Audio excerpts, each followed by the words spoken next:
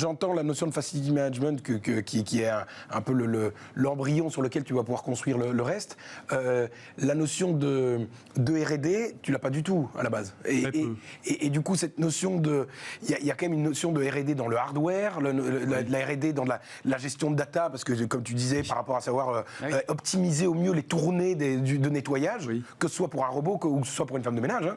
Mais cette notion de R&D, du coup, tu commences à la construire, ou est-ce que tu démarres là-dessus? Ou est-ce qu'il y a des plans d'acquisition, parce que c'est une manière d'accélérer les choses. Hein.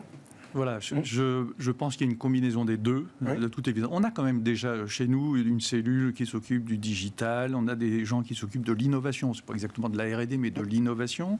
Donc on a développé déjà des outils digitaux, par exemple, pour la traçabilité de nos interventions.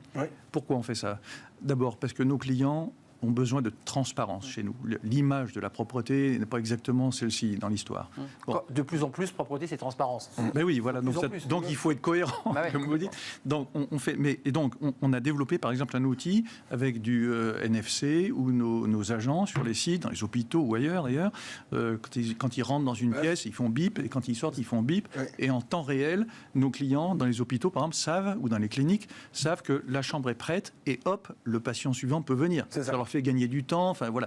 Donc on a quand même, vous voyez, un peu d'initiative malgré tout, d'innovation. Mais là, on franchit une étape un peu différente, vous avez raison, et je pense que la piste de l'acquisition de compétences elle est essentielle, parce que